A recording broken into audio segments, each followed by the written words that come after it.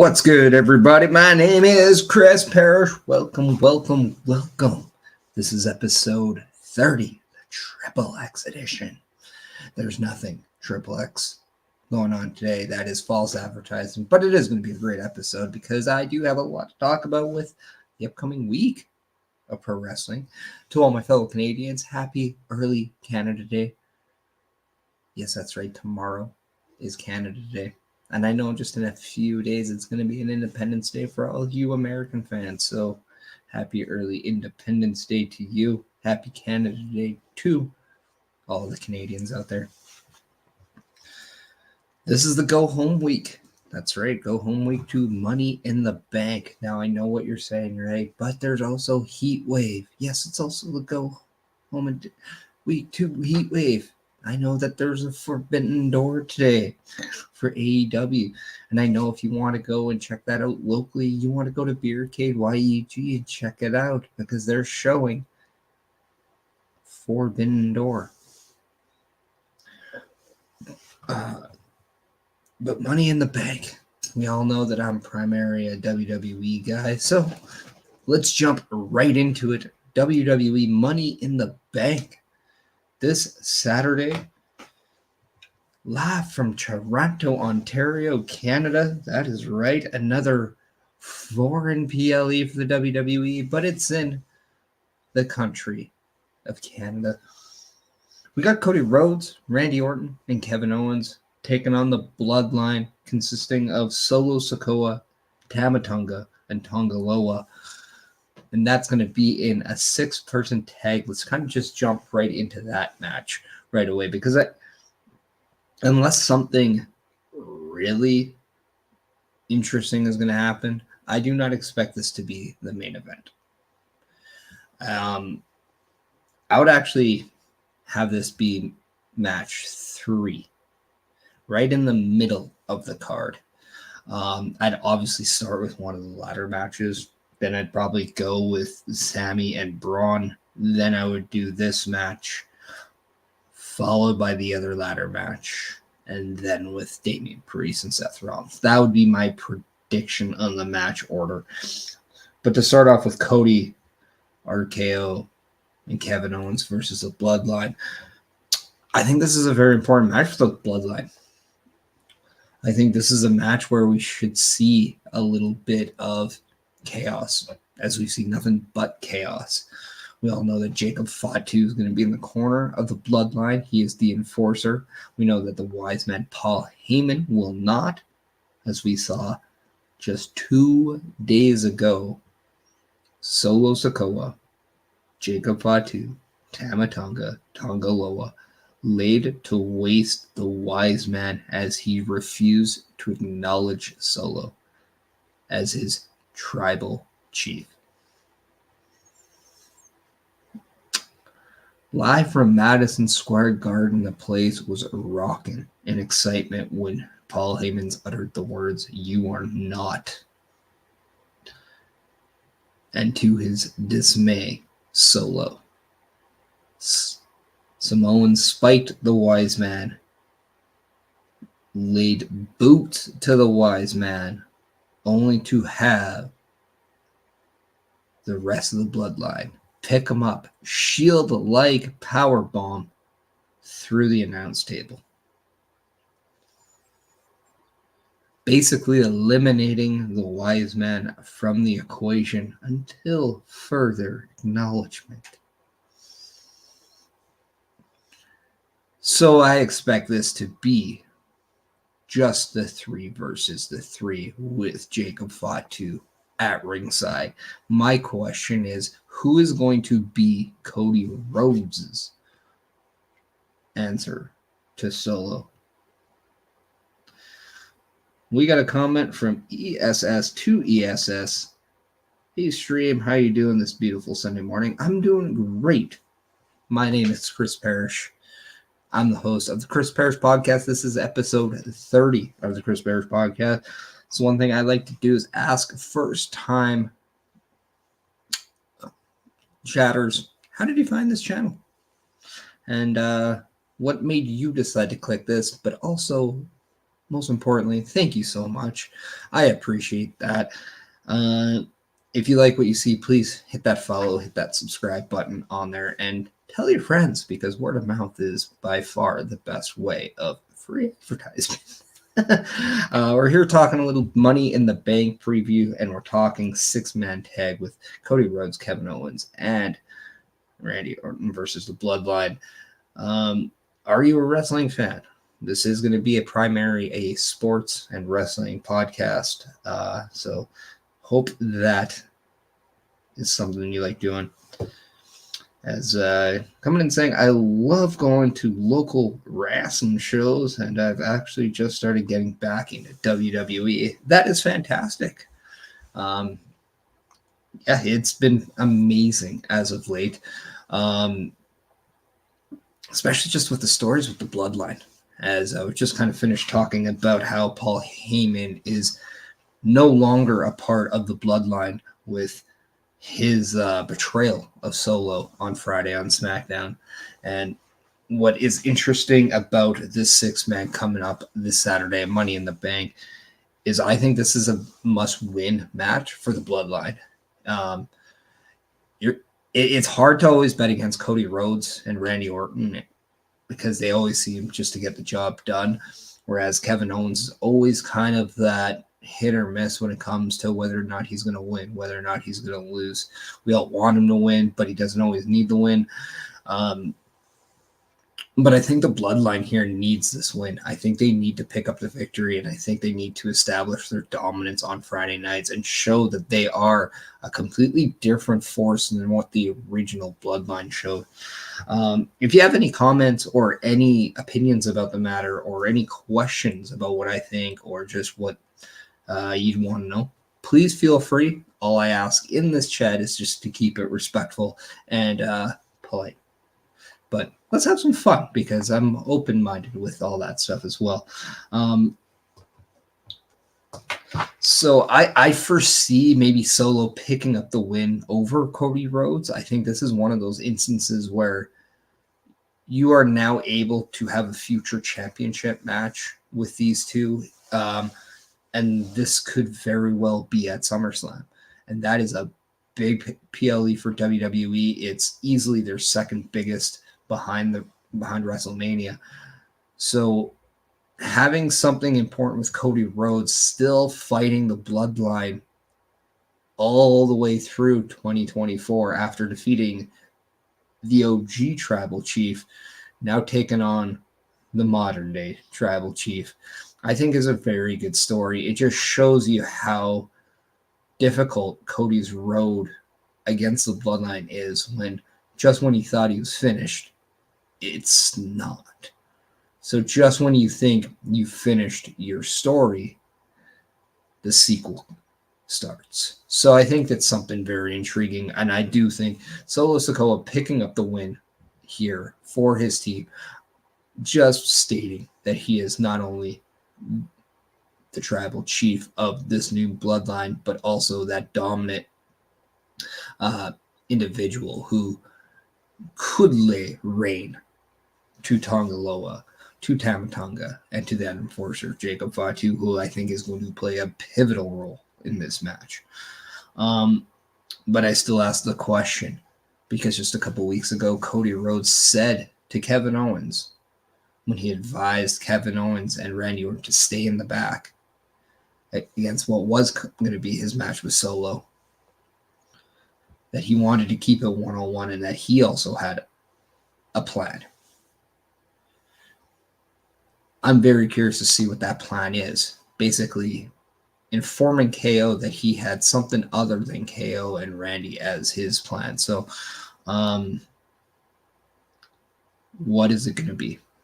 Is it going to be somebody that's returning? Is it going to be somebody that's debuting? Is it Jimmy Uso? That's something that I'm very curious. We haven't seen Jimmy Uso since pretty much the night after WrestleMania when he was kicked out of the bloodline by Solo, by Tamatonga.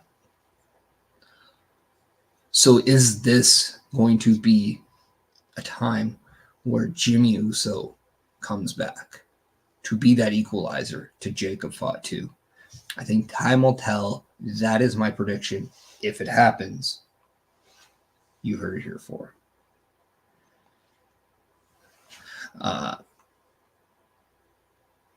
S2S is saying, I always love the crazy twist. What if Cody Rhodes decides to join the bloodline? I'll ask you this. What happens if Cody Rhodes somehow finds his own version of the bloodline? She said, usurps the role of the tribal chief. Very unlikely, but I like the unpredictability. It's fun to think about. And then say, ooh, that would be awesome. And we got a good friend, Basser. Morning, man. Coming down. I'm surprised you're standing from the Prairie Pro Wrestling show last night. How did that go? Let me know. Are they bringing me down anytime soon? Give me the heads up. S2S is asking, do I think Cody Rhodes could come back and be a part of the Rhodes bloodline? I think Dustin Rhodes would be a welcome addition in this storyline. A lot of people, if you don't know, I'm a big Dustin Rhodes fan. I got this bad boy just right here. I think the world of Dustin Rhodes, aka Goldust. Vassar House on Waters. Great show as always. It seemed like an amazing show.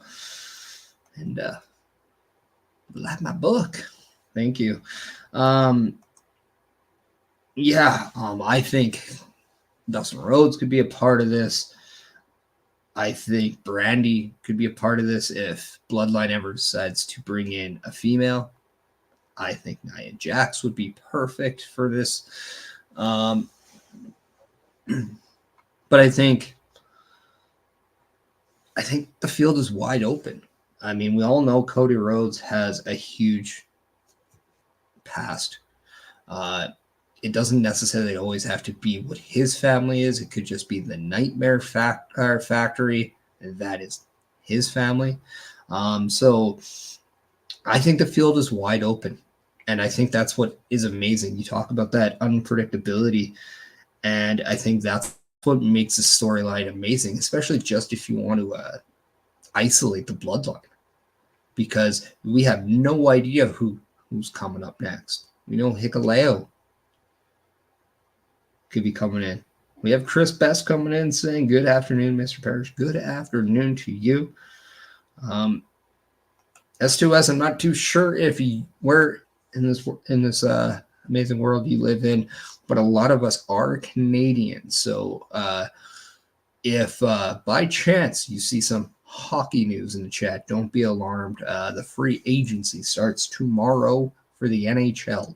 And today is kind of the day for teams to scramble to get ready. And talk about chaos. It's chaos for hockey fans. But yeah, no, getting back to beautiful, beautiful, beautiful. I can't really see the picture too well, as you know. I'm also Edmonton. So yeah, I'm very disappointed, but very proud of the Oilers this year. So that's all I'm going to say, because it's still a little rough. But the Oilers are buying out Jack Campbell, as he was placed on purpose of buyouts shortly before this episode starts. So Jack Campbell will be bought out, saving the Oilers $3.9 million in cap space next year, which is nice. But yeah, no, the unpredictability just about the bloodline, not knowing who is coming out next, right? Like, who's going to be the next guy? Who's going to be the one who, makes the numbers game a completely different entity? And Best right there. Best is saying, just saw the news though. This plays Campbell and waiting for the purpose of buyout. Yes, that is right. I'm on the ball. I've been waiting for this news ever since the season ended, man. So that's good. But yeah, But yeah, no, just getting back to the Money in the Bank, I think this is the time where you allow Solo to get that advantage, get a win over Cody Rhodes, get that little chess move in place. And then if you want a little bit of unpredictability, you may want to combat that next episode of SmackDown with maybe Jacob Fatu versus Cody Rhodes. That could be very interesting. But yeah, no, I think setting up Solo versus Cody for that undisputed WWE Universal Championship at SummerSlam is the direction, is probably the right play here. So why not give a little bit of push behind Solo?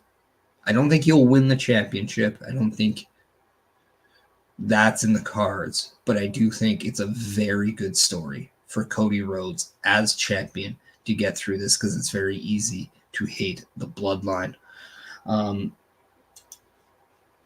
Next up, we have Sami Zayn defending his Intercontinental Championship against Braun Breaker.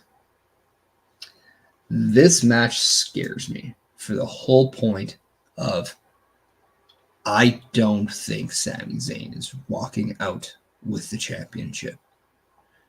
And that scares me because I don't want Braun Breaker right now as my Intercontinental Champion. But I just don't see how Sami Zayn leaves Toronto with the championship. There is just a completely different vibe with Braun Breaker on Raw than we saw in NXT. He is willing to go to darker waters. He is willing to he's willing to hurt people to get where he needs to. He clearly was not happy about not being sorry, just getting some news out here. He was not happy with Adam Pearce over the last few months. Right? Like he's had his issues with him. He wasn't happy about being taken or left out of the King of the Ring. So he wants a little bit of. He's kind of on a vengeance streak. S2S has said, like most of Breaker's matches as of late, it will either be decided by DQ interference from either Kaiser or Sheamus, and there will be a fatal four-way at SummerSlam. Yeah, I do think that is likely to happen. I think I wouldn't hate a ladder match for the IC title at SummerSlam with these four. I think that could be very intriguing. But, I mean, we are getting a ladder match or two of them on Saturday, so maybe not. But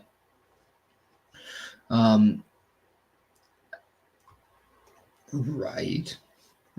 I do too. They're always fun. Seeing people just kill themselves for my pleasure is always a nice thing. I appreciate it.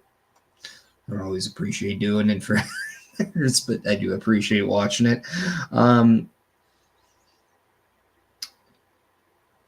Another thing I would love to see is just them to do something different for the Intercontinental Championship. Maybe you do Hell in a Cell. Maybe you do, I don't know, just something different for the Intercontinental Championship at SummerSlam. Make that match stand out, because if you're going to go Sheamus versus Ludwig Kaiser versus Braun Breaker versus Sami Zayn, why not make it big, right? Why not make it big?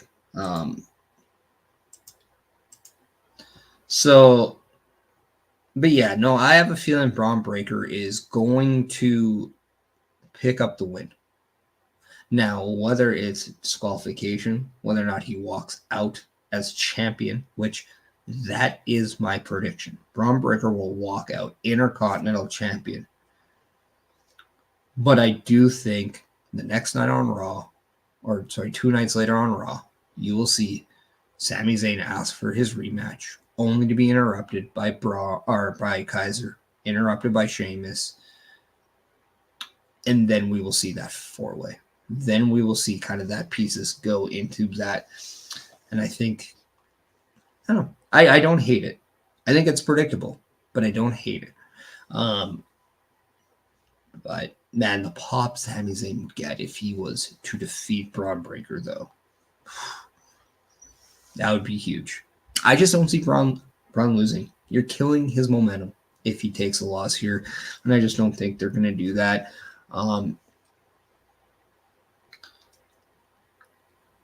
I think if you have Sami Zayn get beat down to the point where he can't continue, could make for a very intriguing moment.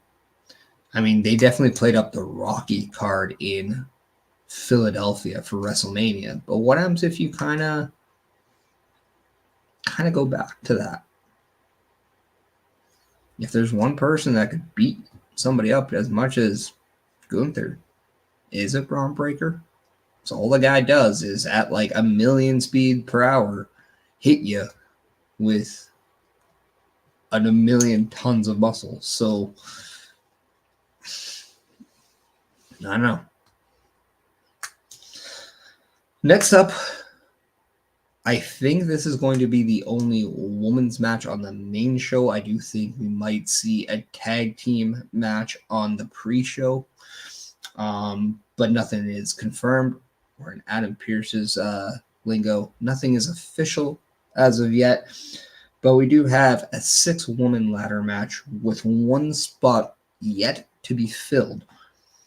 And we have Io Sky versus Lyra Valkyria versus Tiffany Stratton versus Chelsea Green versus Naomi, as all 5 of those women have already punched their ticket, as they say, to Money in the Bank on Saturday.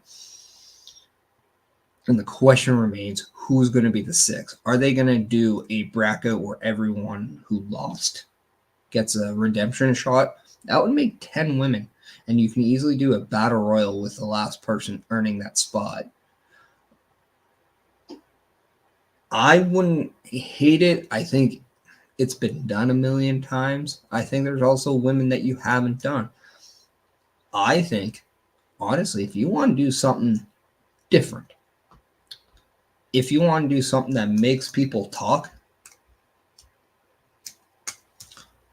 why not have Jordan Grace be this 6th person? Why not involve this NXT, TNA, WWE crossover in a Money in the Bank?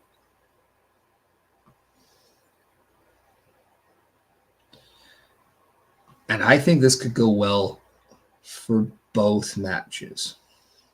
I don't think it's needed in the men's, but I think it'd be cool in this specific scenario, because if you add a Jordan Grace to this match, it changes everything up.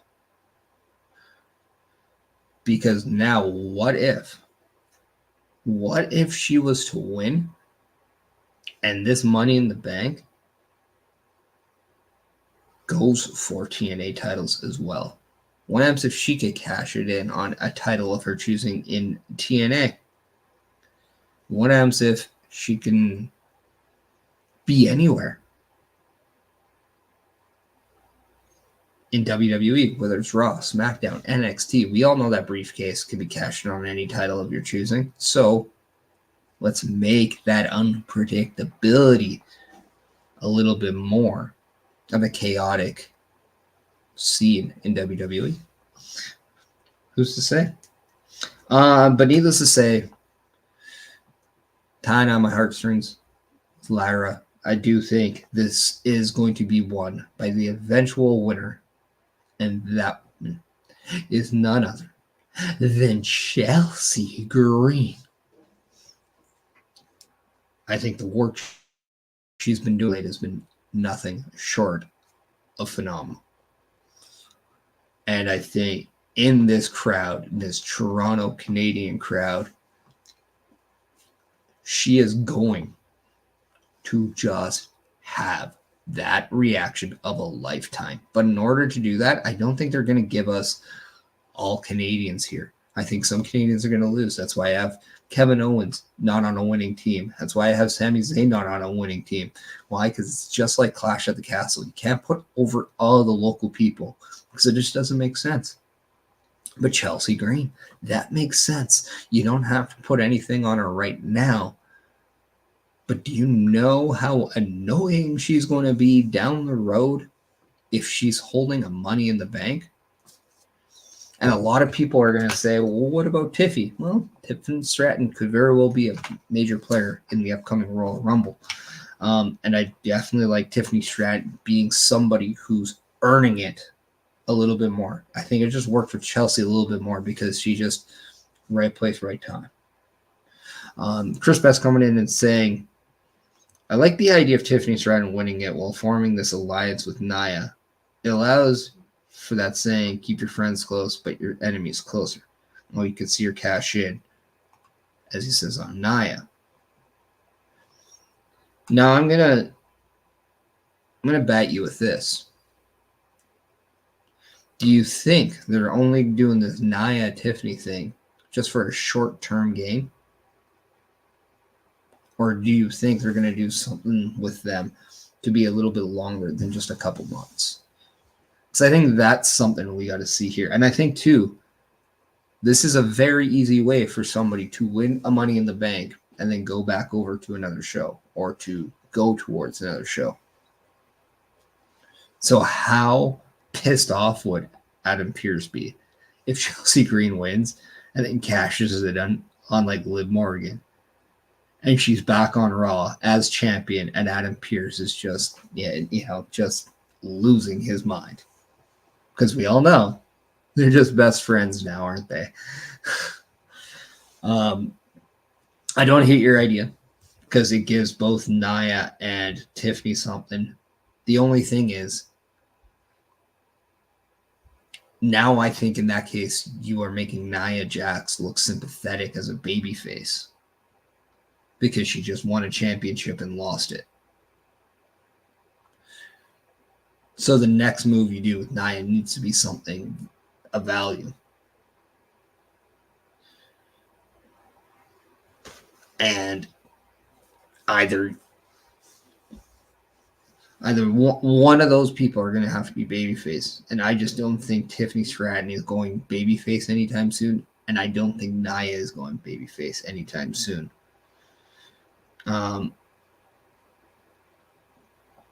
As I said, it's going to be a little bit longer. Tiffany holding it for several months and building to that trust. I don't hate it. I just think it's very far-fetched.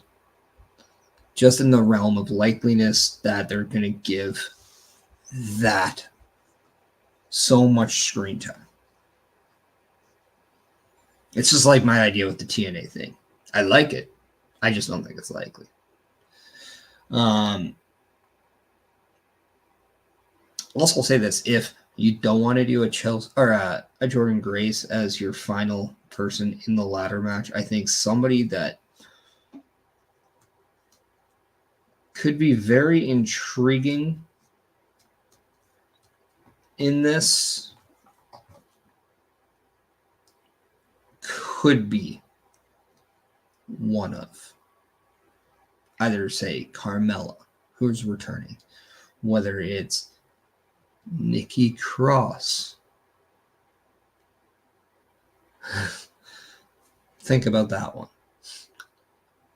Could be like if I was going to pick anybody, if they were going to do a second chance battle royal,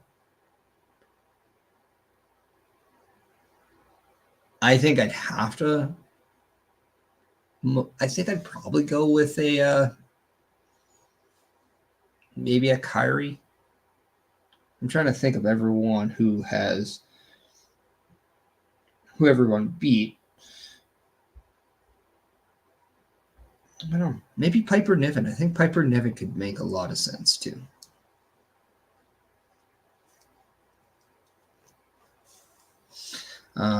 But yeah, no, I think, Chelsea Green is definitely my pick to win. I think she can hold this for as long as humanly possible.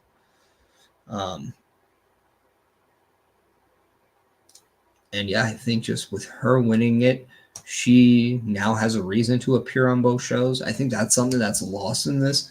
When you're the Money in the Bank holder, you kind of have that ability to appear on both shows, because if you want to cash it in on whatever champion you want, it kind of allows you to cross over. So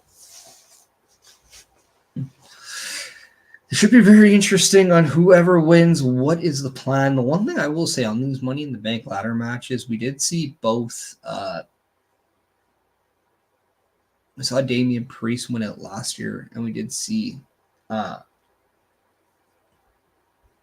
Trying to remember the women's last year. I'm pretty sure. Yeah, Bess, help me out. Who won the women's last year? It wasn't Io, was it?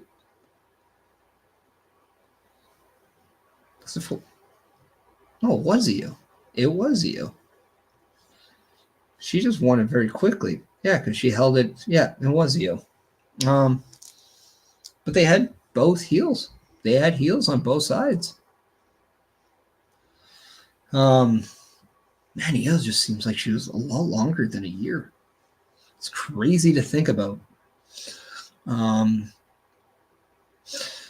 But yeah, Chelsea Green.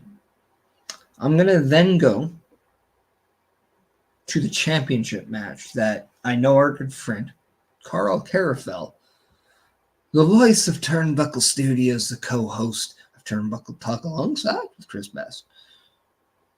Also he is one creator of that TAP program. And if people are like, what is the TAP program? Well, it's a Turnbuckle affiliation program that is going on with Turnbuckle Talk. And so if it's something that you want to work with everybody over at Turnbuckle Talk, or the people kind of affiliated with it, then make sure you're going to affiliationprogram.my.canva.site. That's affiliationprogram.my.canva.site. To get more information on that, you're going to want to definitely check out Carl Carafel and Turnbuckle Studios, which, if you're not, you can see them live tomorrow. But we'll get to all of that later in the video.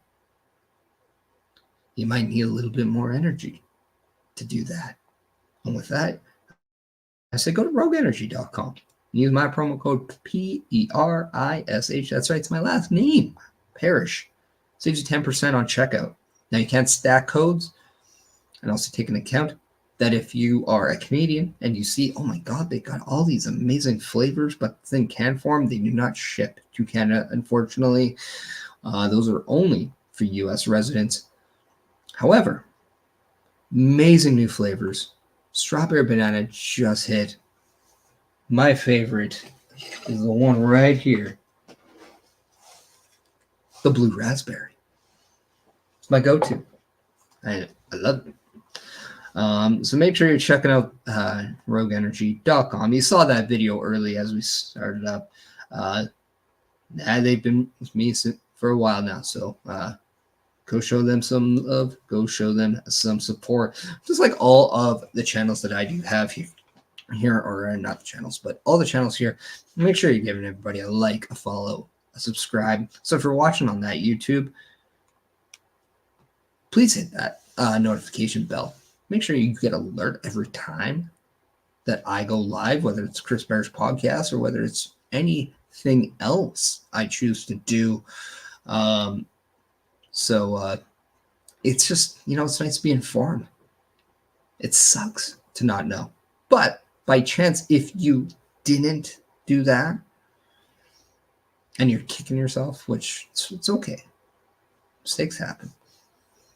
You can always check out this beautiful podcast live on Spotify, as it will be uploaded directly after the finished product. So within an hour after this ends, you will be able to listen and watch the video live on full at your own pleasure on Spotify.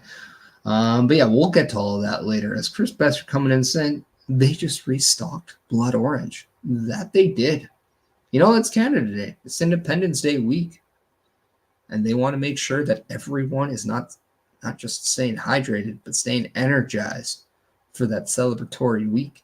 That is, because we know it's a big week. It's also Money in the Bank week. And we got somebody making his in-ring return this Saturday in the form of Seth freaking Rollins as he's challenging the WWE World Heavyweight Champion, Damian Priest, with stipulations in where if Seth loses, he can no longer challenge Damian Priest while champion for that title ever again. But if Damian Priest loses the title to Seth freaking Rollins, Damian Priest must be forced to leave the Judgment Day. As stated on Raw, when this challenge happened, Damian Priest said, "The Judgment Day needs me a whole lot more than I need them." And I think that one line is so important because we haven't seen a response yet from the Judgment Day about that line. But if you're a part of a group and somebody says that you need them a lot more than they need you, that can't make you feel good at all. So I'm very intrigued by how that one line is reflected by the Judgment Day.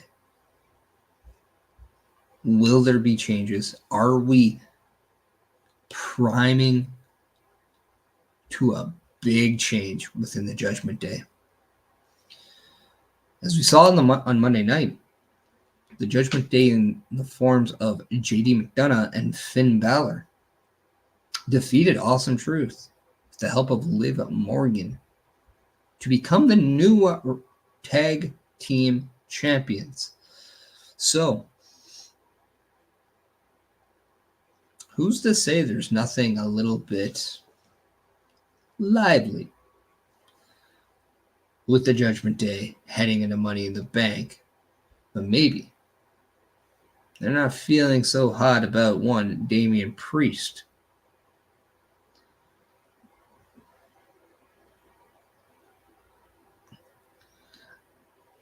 Well, it wasn't so much that best because Damian Priest only said that to Seth Rollins. There were it was definitely other quotes, especially the backstage segment that they had when Liv was leaving the hotel or their locker room. Sorry.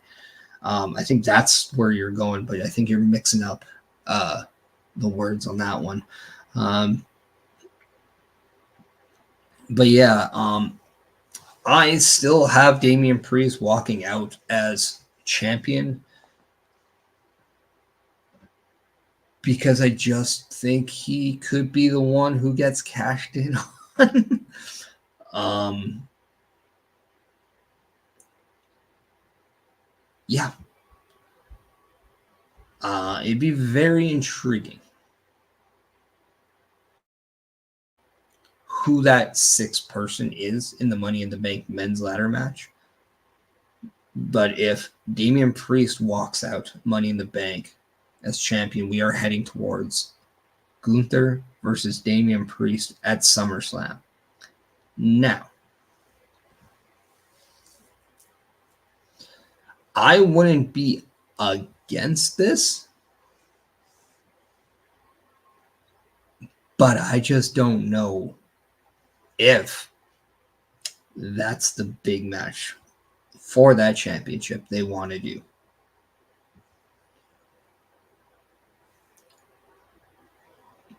I don't know if Seth Rollins versus Gunther is that match. All I know is that I am not sold on how much longer Damian Priest is going to be the World Heavyweight Champion for. And I think we could see a change with either as soon as this Saturday or at the very least by SummerSlam.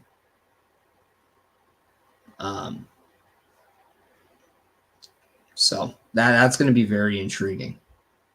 Very intriguing. But I have Damian Priest retaining, as I think there are usually when somebody says I either beat you or I can't challenge you. If they're in a long feud, then yes, that's going to be where that person wins. But this came out of the blue. Seth Rollins reappeared in WWE just a couple weeks ago. And then on Monday, this is when that stipulation came out. So I think this is a very easy way to disengage Seth Rollins with the championship right away. I think the championship match is a thank you for what he's done to that title and for that championship, and that MVP performance he put on at WrestleMania 40.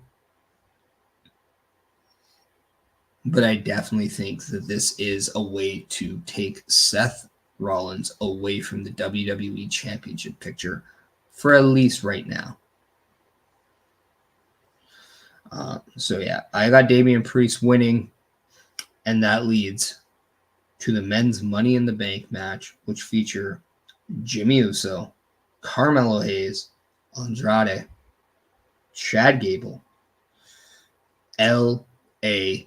Knight, yeah, versus one more person.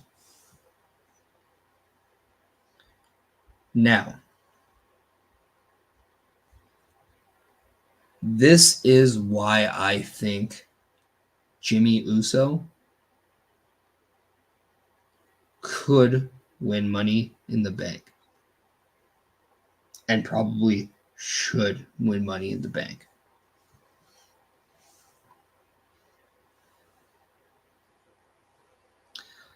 Who does everyone remember Roman Reigns saying was the next tribal chief? Was it Solo? Or did he before say it was Jimmy Uso?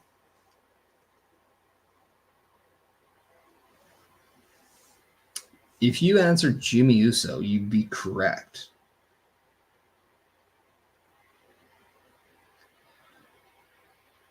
I have a feeling Jimmy Uso is primed to become the next Universal WWE Champion.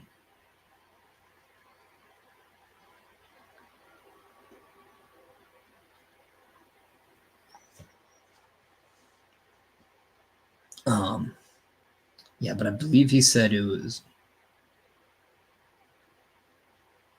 Yeah, best. I did. That's the point. It was Jay before Solo.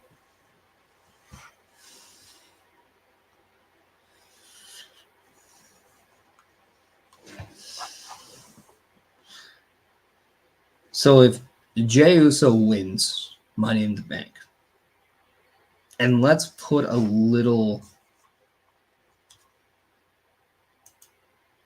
say Solo defeats Cody Rhodes at SummerSlam and becomes the champion. Imagine we see a certain penitentiary come back.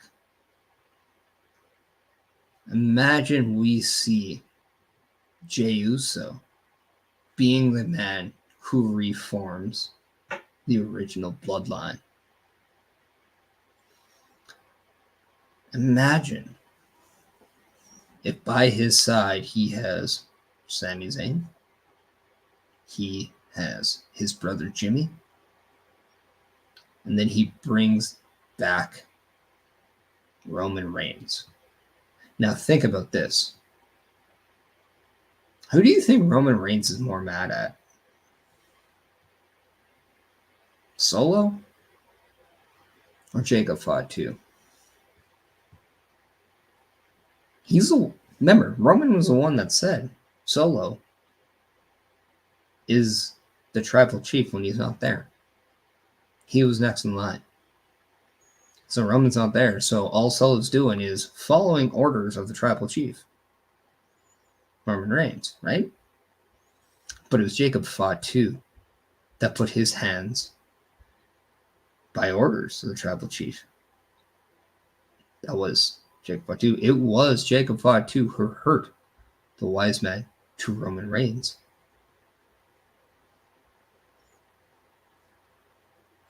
So I'm predicting that Jey Uso not only wins this, but he sets up what is becoming the true bloodline versus bloodline feud. Just like we saw in Marvel, we saw Avengers go up against Avengers before we saw the big demise, right? I have a feeling that's where we're heading with the bloodline here.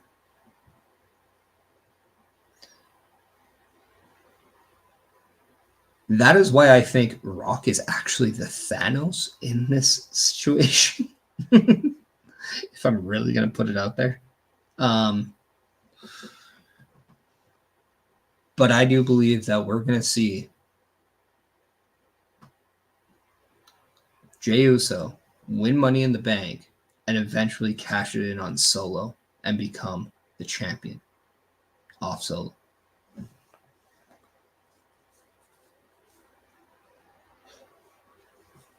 That could happen by SummerSlam.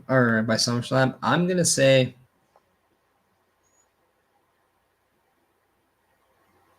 say Solo wins the title at SummerSlam, but at Survivor Series,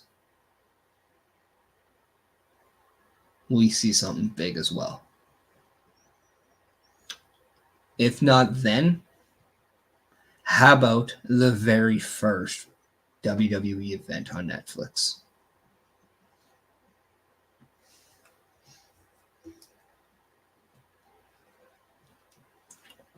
What happens if Roman Reigns' big return is to help Jey Uso become World Heavyweight Champion?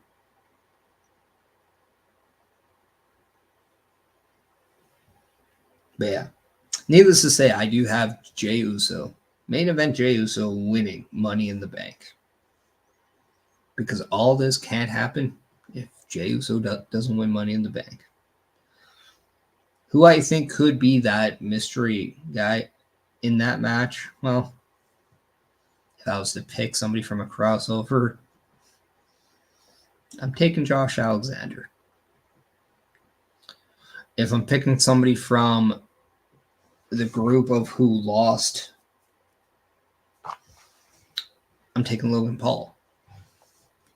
But if I'm taking somebody who maybe we just haven't seen or should be in there,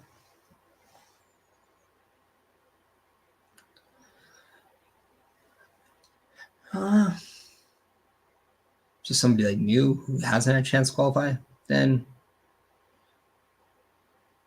I don't know. There's something about, I don't know. I want to say Ilya, but he did. Let's do that. Don't be sorry. We all have a life outside of this.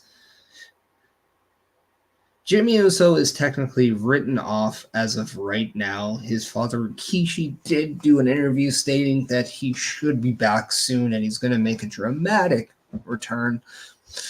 But, I mean, who's to say if that's just smoke and mirrors or not? What you did miss was my prediction of Jey Uso winning Money in the Bank. And I think the plan, or if I was to book this, I would book it with Solo winning the title from Cody at SummerSlam. And this would then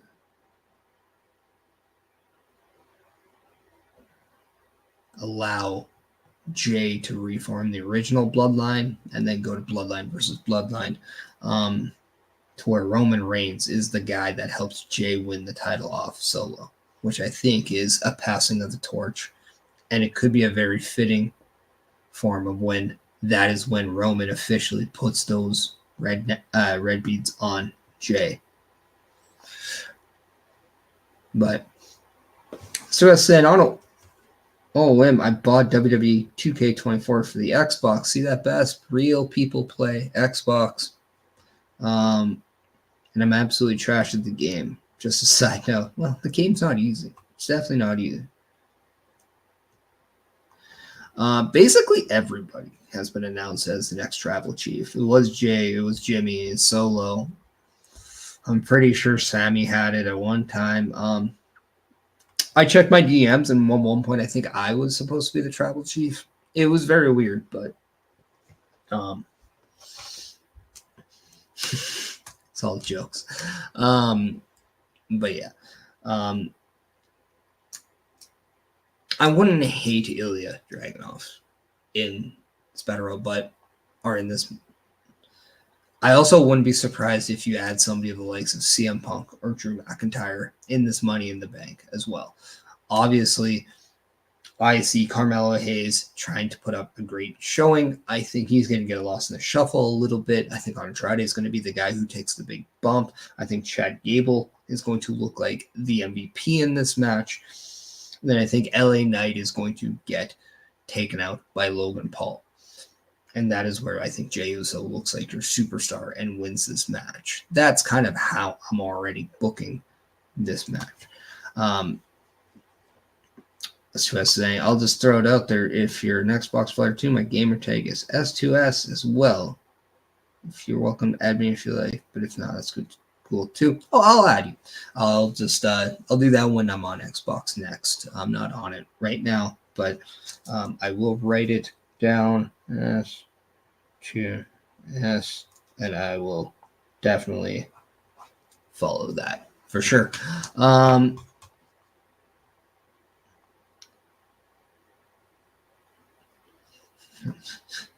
Maybe if I team up with an actual wrestler, I can win a match finally. I mean, getting some experience helps. I mean, I only have 20 years, just saying. But yeah. But in a nutshell, right, that is my Money in the Bank preview. What do we think about Money in the Bank? Are we looking forward to it? Is there something a little bit more to that we want to see? Are we expecting a return? Are we expecting a surprise? Are the Wyatt Six going to do something monumental at Money in the Bank? Fun fact, Bray Wyatt's Fiend character debuted for the first time in Toronto, the location of Money in the Bank. Yeah, that's just a little fun fact for you guys.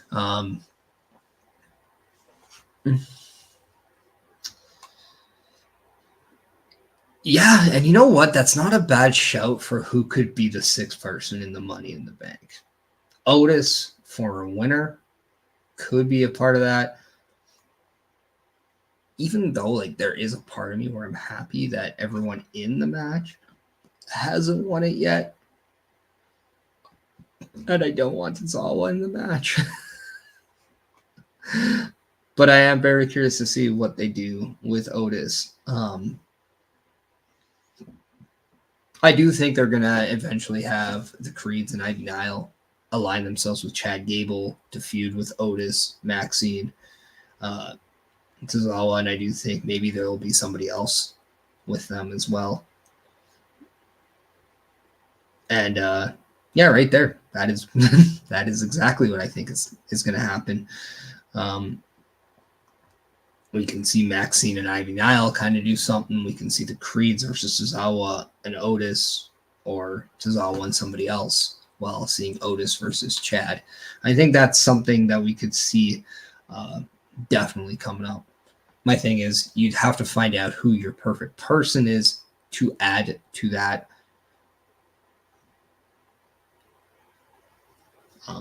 So I just don't know.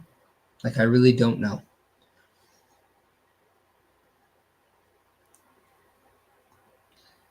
Be the Omega Academy. Oh.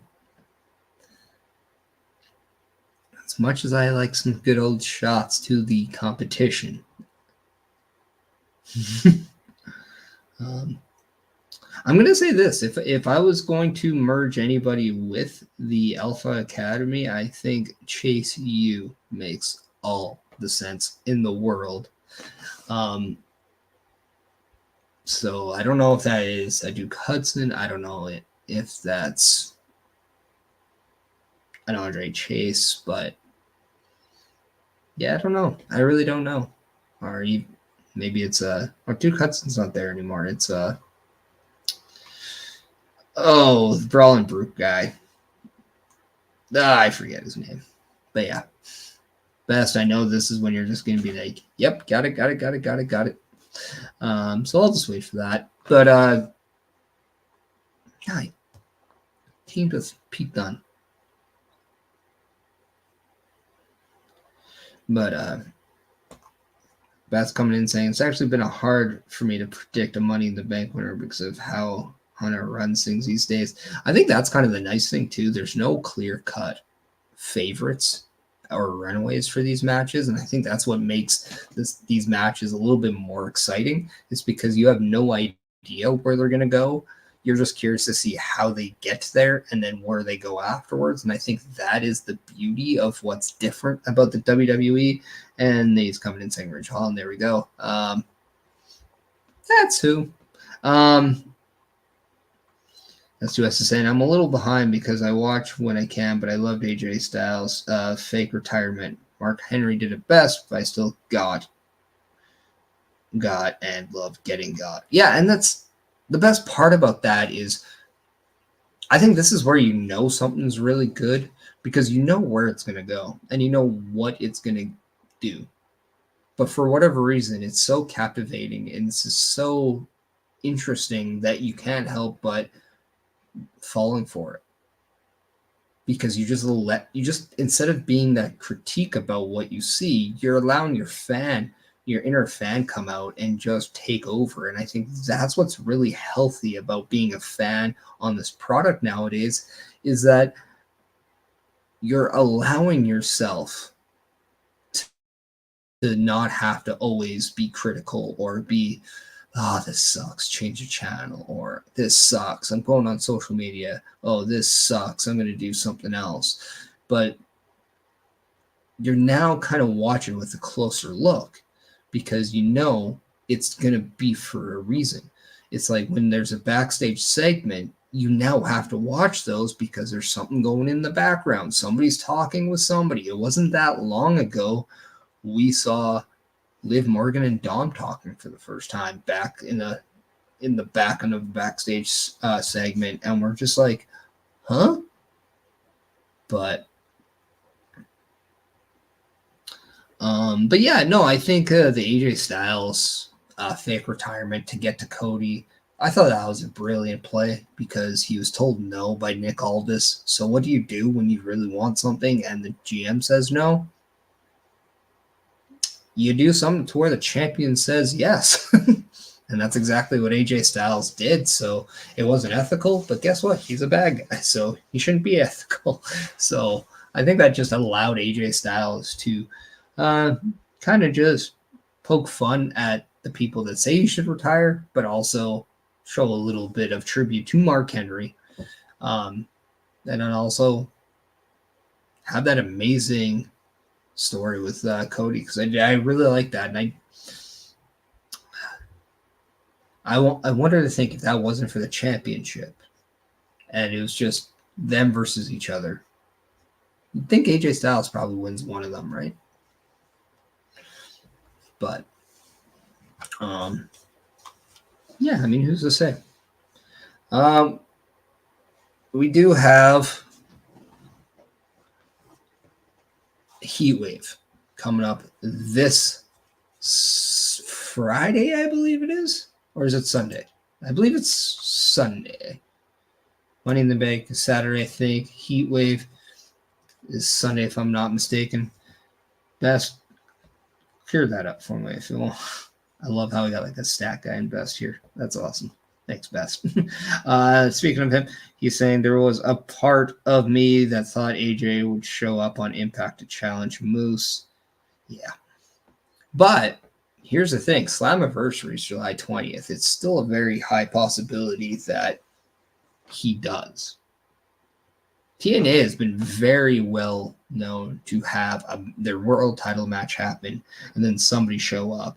And lately it's been Moose in both situations, whether it's been Nick Nemeth, whether it's been Matt Hardy as late.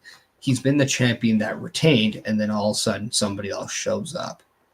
How amazing would it be if that was the case? And here's an even better one. Imagine if somebody like Frankie Kazarian wins the championship, a TNA original, only for AJ Styles to come out. Or, even better, and I know this is going to wet your whistle there, Best, but what happens if Joe Hendry becomes TNA World Champion and is met by AJ Styles? And then we see, for one night, the past versus the future of TNA.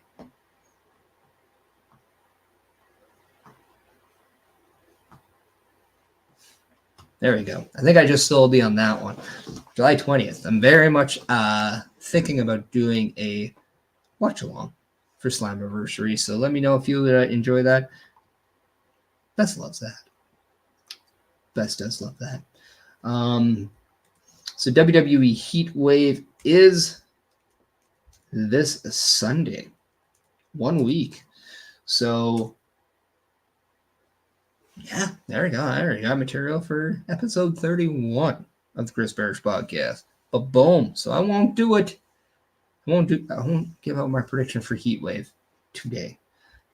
In fact, I will leave you guys on a note of that I am going to kind of put this off, and I'm gonna leave having you guys want more. But before I do, I did say earlier I was gonna get to all these shows, whether it's mine or all the amazing content at Turnbuckle Studios. Especially since AJ gave Hendry this blessing paradise theme. Well, I mean, it's a disruptive behavior, as Joe Hendry said on the Chris Manley podcast. So I think he was going to do it anyway. But we do have a video to showcase what you could see coming up throughout all Turnbuckle Studios and the Chris Perish podcast. So check out this video, and we'll be right back.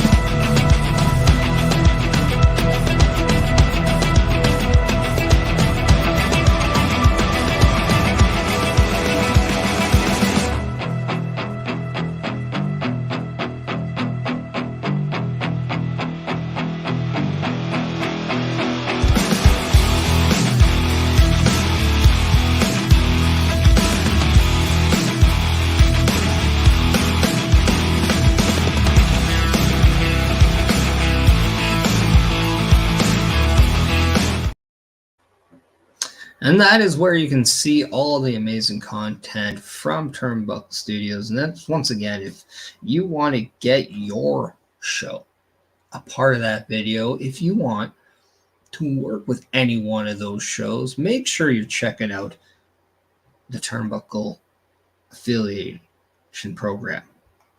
And you want to make sure that you're checking out this amazing link, affiliation program .my.canva.site. So once again, it's affiliation program .my.canva.site.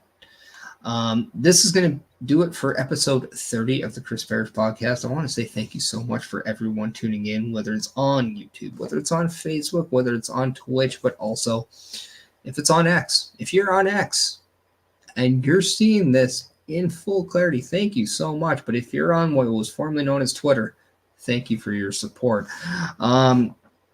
With that being said,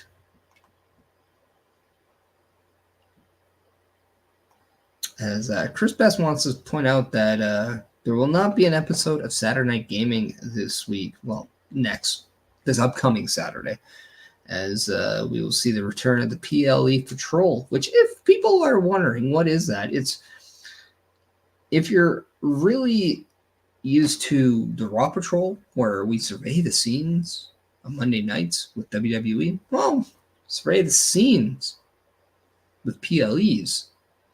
So if there's a PLE, the PLE Patrol is on the job, and you can see a plethora of people.